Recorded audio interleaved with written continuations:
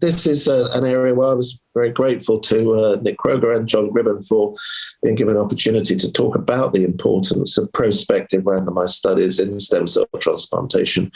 We need to be thoughtful that in our routine clinical practice in hemato-oncology, new therapeutic interventions are almost without exception evaluated in prospective randomized trials, and they're not adopted really until the results of those trials are available.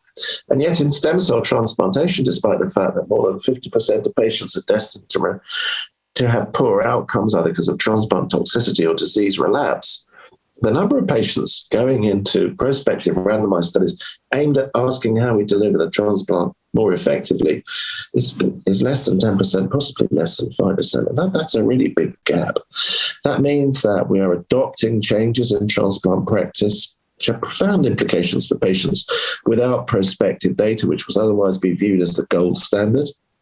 And also, I think it means that patients' outcomes are not being informed by the high-quality integrated genomics and MRD studies that you can only deliver in a prospective study. So if we're trying to drive forward improvements in transplant, there was a consensus pretty much in the UK about 10 years ago that we needed to set up a transplant trial platform. And thanks to the generous support of Anthony Nolan, HSCT, and Luca, we've done that. And in the last 4 years, using a 3.4 million grant, we've opened 21 centres. 11 of these centres have funded research nurses. We've funded a trials delivery infrastructure, and we've been able to open 7 studies. So those 7 studies are asking pivotal questions prospectively in a randomized format about the benefit of prophylactic DLI in patients with mixed T-cell chimerism after an allograft AML, pro-DLI, led by Victoria Potter. A randomized study of reduced intensity conditioning regimens in ALL-RIC, led by my colleague David Marks.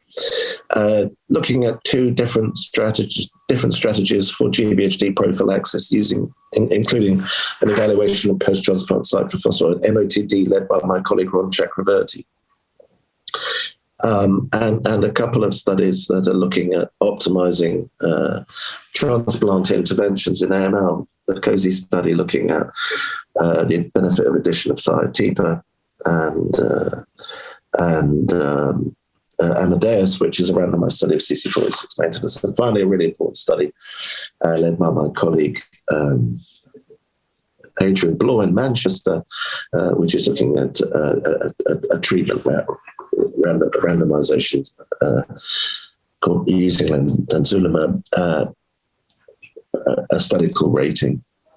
So these studies are actually defying the conventional wisdom that transplant studies don't accrue.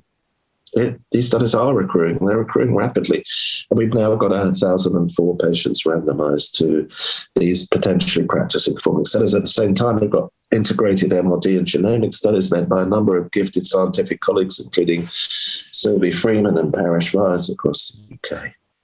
So I think taken together, the impact initiative shows that providing you create an infrastructure, you overcome the blocks, typically research nurses, but also facilitate your infrastructure for trial development by gifted investigators.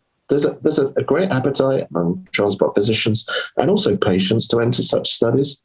They drive transformational studies on prospective cohorts in terms of scientific output.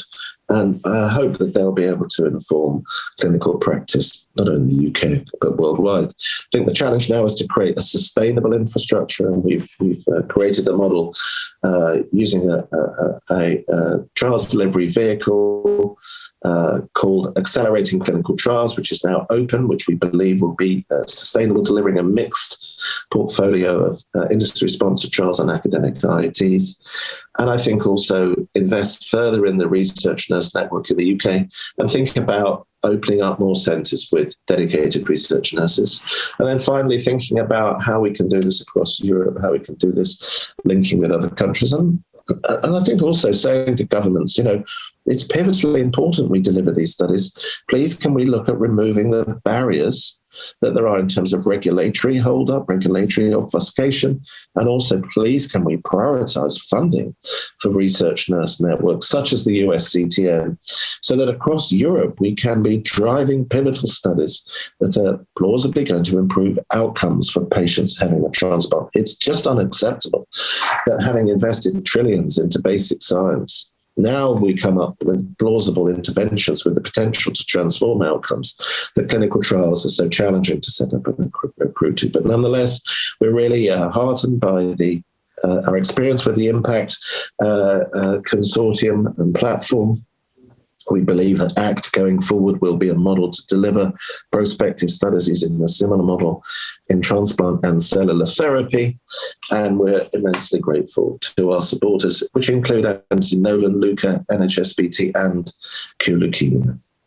The future must be, as well as doing retrospective studies, in delivering prospective randomized studies with enhanced pharmacovigilance. And I think our experience in the UK has given us some insight into how that may be deliverable.